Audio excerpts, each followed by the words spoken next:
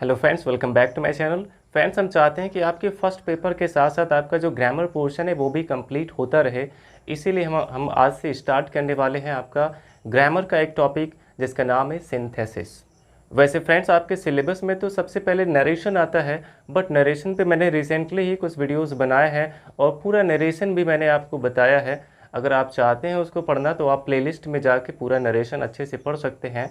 और उसका अगर आपको न्यू वीडियो चाहिए तो इसके आगे हम आपको नरेशन के भी वीडियोस प्रोवाइड कराएंगे।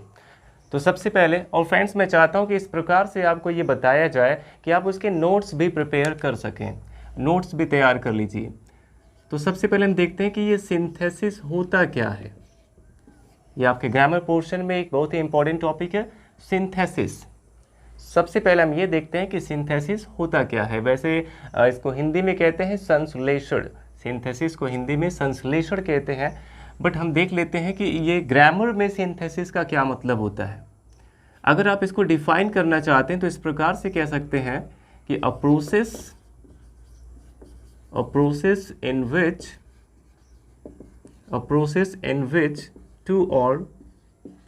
two or more sentences a process in which two or more sentences are combined, यानी कि एक ऐसा प्रोसेस जिसमें दो या दो से अधिक सेंटेंसेस को कंबाइन किया जाता है to make a simple complex और कंपाउंड सेंटेंस। तो यही होता है हमारा सिंथेसिस ग्रामर में। तो इसको हम इस प्रकार से डिफाइन कर सकते हैं फ्रेंड्स कि a process in which two or more simple sentences, यहाँ पे आप सिंपल कर सकते हैं, इन which two or more simple sentences are combined to make a simple complex और कंपाउंड सेंटेंस। यानी कि एक ऐसा प्रोसेस जिसमें जो है हम दो या दो से अधिक सिंपल सेंटेंसेस को कंबाइन करते हैं, क्या करने के लिए, एक सिंपल कॉम्प्लेक्स या फिर कंपाउंड सेंटेंस बनाने के लिए। उसको हम कहते हैं सिंथेसिस। लेकिन फ्रेंड्स, अब इससे पहले आपको ये भी सीखना होगा कि ये जो सिंपल सेंटेंस है ये क्या होता है, कॉम्प्लेक्स सेंटेंस क्या होता है और कंपाउंड सेंटेंस क्या होता है। तो फर्स्ट ऑफ ऑल हम देख लेते हैं कि ये सिंपल सेंटेंस क्या होता है। देखिए, सिंपल सेंटेंस क्या होता है। सबसे पहले हम सिंपल सेंटेंस के बारे में जानते हैं। तो सिंपल सेंटेंस क्या होगा, जिसमें केवल एक ही फाइनाइट वर्ब होगा। सिंपल सेंटेंस क्या होगा, हम कह सकते हैं कि a sentence with only one finite verb. बहुत ही शॉर्ट तरीके से आपको बता रहे हैं इसके डेफिनेशन वगैरह। देखिए, a sentence with only one finite verb, एक ऐसा सेंटेंस जिसमें केवल एक ही फाइनाइट वर्ब होगा, उसको हम कहेंगे सिंपल सेंटेंस। तो अगर कोई पूछता है कि व्हाट इज सिंपल सेंटेंस, तो आप बता सकते हैं a sentence with only one finite verb is called a simple sentence. Simple sentence में केवल एक ही फाइनाइट वर्ब होना चाहिए, और अगर कोई दूसरा वर्ब होता भी है तो वो नॉन फाइनाइट वर्ब होता है। यानी कि अब यहाँ पे दो चीज़ें निकल के आए कि ये फाइनाइट वर्ब क्या होता है और नॉन फाइनाइट वर्ब क्या होता है। जैसा कि आपको बताया गया कि a sentence with only one finite verb is called a simple sentence. तो ये फाइनाइट वर्ब क्या होता है ये भी आपको पता होना चाहिए कि ये फाइनाइट वर्ब क्या है। तो फाइनाइट वर्ब क्या है, अ वर्ब विच चेंजेस, एक ऐसा वर्ब जो बदल जाता है अकॉर्डिंग टू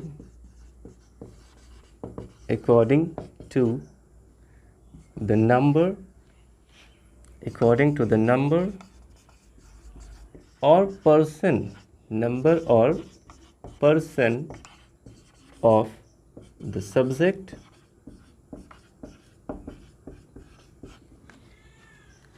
और tense.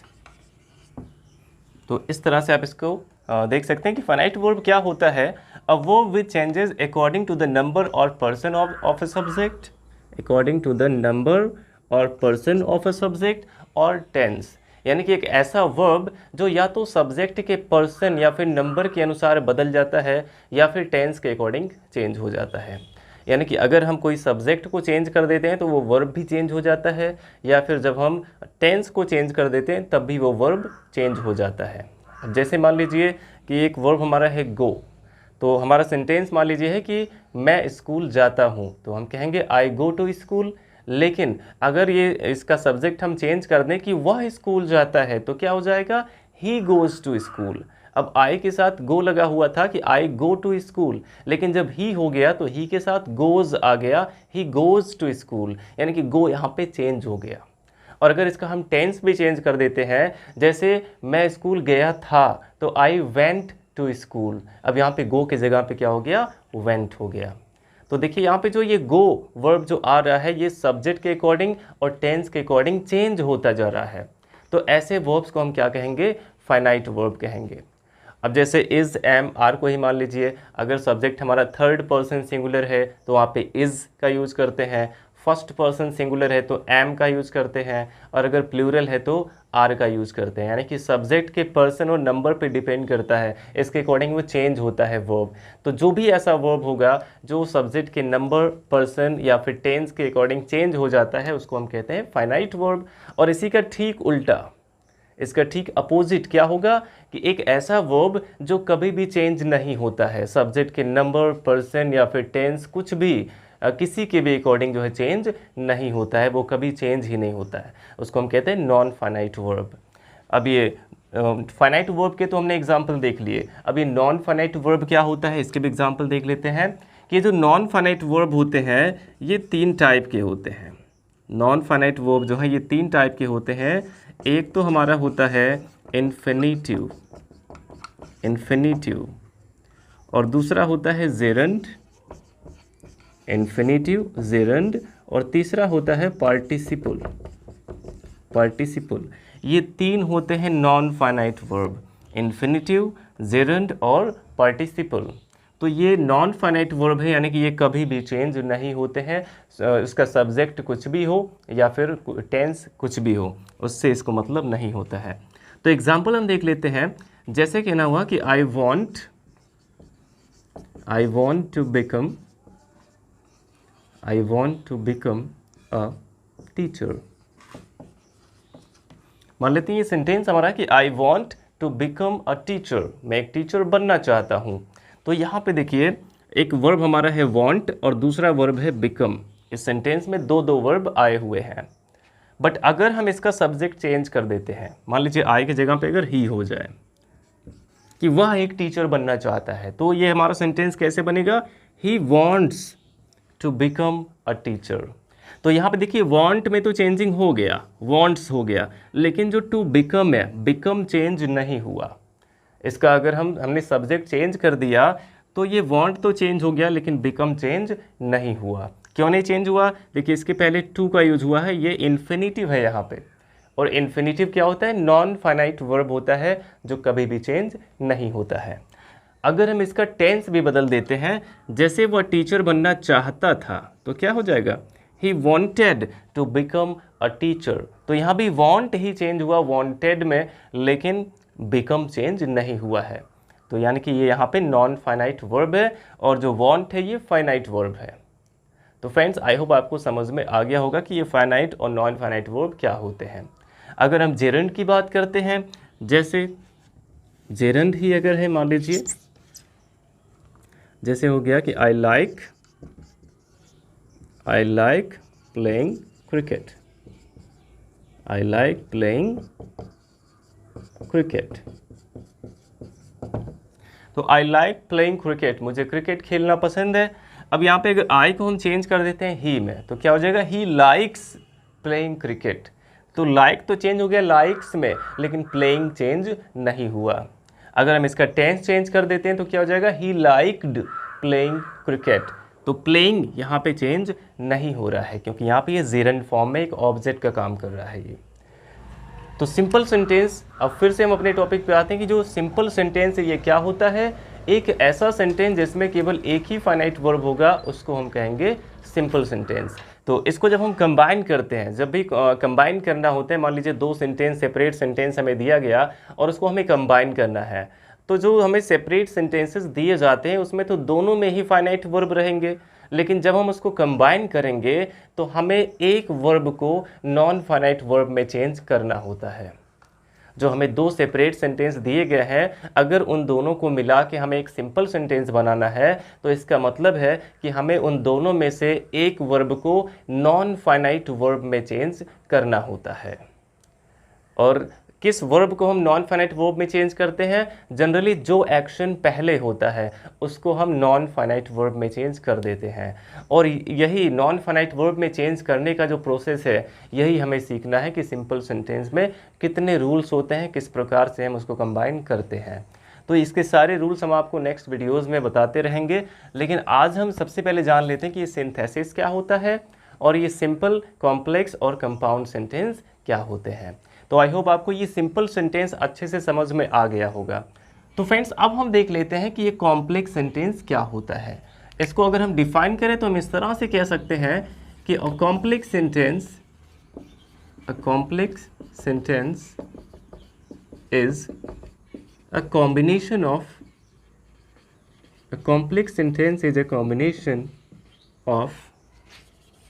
a dependent and and यहाँ पे हो जाएगा and an independent clause। यानी कि इसमें क्या होता है, इसमें एक डिपेंडेंट और एक इंडिपेंडेंट क्लॉज होने चाहिए। कॉम्प्लेक्स सेंटेंस क्या होगा? A complex sentence is a combination of a dependent and an independent clause. एक ऐसा सेंटेंस जिसमें एक डिपेंडेंट क्लॉज होगा और एक इंडिपेंडेंट क्लॉज होगा, उसको हम कहेंगे कॉम्प्लेक्स सेंटेंस। यानी कि ये जो हमारा कॉम्प्लेक्स सेंटेंस है, ये दो चीज़ों से मिलके बनेगा। एक होगा हमारा डिपेंडेंट क्लॉज और दूसरा होगा इंडिपेंडेंट क्लॉज। अब ये जो डिपेंडेंट क्लॉज होता है, इसको हम एक नाम से और भी जानते हैं, इसको हम सब ऑर्डिनेटिंग क्लॉज भी कहते हैं। ये भी जानना ज़रूरी है। ये जो डिपेंडेंट क्लॉज होता है, इसको हम सब ऑर्डिनेटिंग क्लॉज भी कहते हैं। और ये जो इंडिपेंडेंट क्लॉज होता है, इसको हम प्रिंसिपल क्लॉज कहते हैं। Principal clause. तो ये जो कॉम्प्लेक्स सेंटेंस है, ये एक डिपेंडेंट क्लॉज और एक इंडिपेंडेंट क्लॉज, इन दोनों को मिला के बनता है। और जो डिपेंडेंट क्लॉज होता है, इसको हम सब ऑर्डिनेटिंग क्लॉज भी कहते हैं और इंडिपेंडेंट क्लॉज को प्रिंसिपल क्लॉज भी कहते हैं। अब पहले ये जान लेते हैं कि ये डिपेंडेंट और इंडिपेंडेंट क्लॉज क्या होते हैं, तो आपको ये पता चल जाएगा कि कॉम्प्लेक्स सेंटेंस क्या होता है। देखिए, जो डिपेंडेंट क्लॉज है, जैसा कि इसके नाम से ही क्लियर है, डिपेंडेंट का मतलब जो किसी पे डिपेंड हो, किसी पे निर्भर हो। और क्या करने के लिए? अपना पूरा अर्थ देने के लिए। एक ऐसा क्लॉज जो अपने अर्थ को कंप्लीट करने के लिए किसी दूसरे क्लॉज पर डिपेंड होता है, उसको हम कहते हैं डिपेंडेंट क्लॉज। आप इसको ऐसे लिख सकते हैं कि एक ऐसा क्लॉज जो अपने अर्थ को कंप्लीट करने के लिए किसी दूसरे क्लॉज पर डिपेंड होता है, उसको हम कहते हैं डिपेंडेंट क्लॉज। और इंडिपेंडेंट क्लॉज इसका अपोजिट है, एक ऐसा क्लॉज जो अपने अर्थ को कंप्लीट करने के लिए किसी भी क्लॉज पर डिपेंड नहीं होता है, उसको हम कहते हैं इंडिपेंडेंट क्लॉज। तो इसके नाम से क्लियर है, ये आपको याद रहेगा अच्छे से। इसके हम एग्जाम्पल देख लेते हैं। जैसे कहना हुआ, if you come to me I will help you। मान लीजिए सेंटेंस हमारा है कि if you come to me I will help you. यदि तुम मेरे पास आओगे तो मैं तुम्हारी मदद करूँगा। ये हमारा एक सेंटेंस है। तो अगर इस सेंटेंस को देखें हम, तो ये दो पार्ट में डिवाइड है। एक पार्ट इसका है if you come to me और दूसरा पार्ट है आई विल हेल्प यू। तो इसमें देखिए, अगर हम केवल इतने का ही अर्थ निकालने की कोशिश करें, if you come to me, इसका क्या मतलब हो गया कि यदि तुम मेरे पास आओगे। अब जैसे मान लीजिए आप किसी से भी बात कर रहे हैं और बीच में आपने कहा कि if you come to me, यदि तुम मेरे पास आओगे। इतना कह के आप चुप हो जाइए कि यदि तुम मेरे पास आओगे। अब इसका क्या सेंस निकला? इतने का अभी कोई कंप्लीट मीनिंग नहीं निकला है जब तक ये नहीं कहा जाएगा कि आई विल हेल्प यू, यानी कि यदि तुम मेरे पास आओगे तो मैं तुम्हारी मदद करूँगा। तो जब तक ये वाला क्लॉज इसमें ऐड हम नहीं करेंगे तब तक केवल इतने का सेंस, कंप्लीट सेंस नहीं निकलेगा।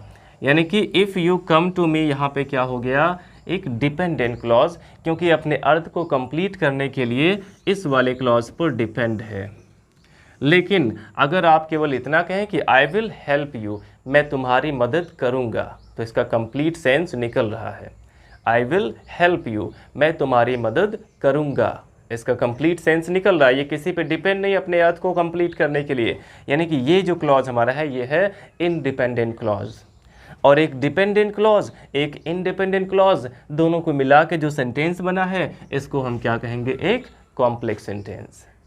तो फ्रेंड्स, आई होप आपको ये समझ में आ गया होगा। अब इसके बाद हम देख लेते हैं कि ये कंपाउंड सेंटेंस क्या होता है। तो फ्रेंड्स, अब हम देख लेते हैं कि ये कंपाउंड सेंटेंस क्या होता है। इसको अगर हम डिफाइन करें तो इस तरह से डिफाइन कर सकते हैं कि a sentence which contains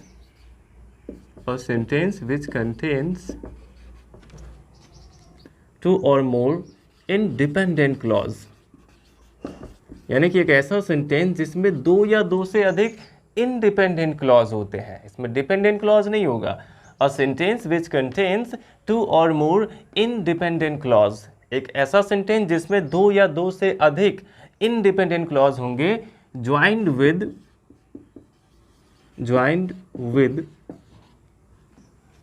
coordinating conjunction.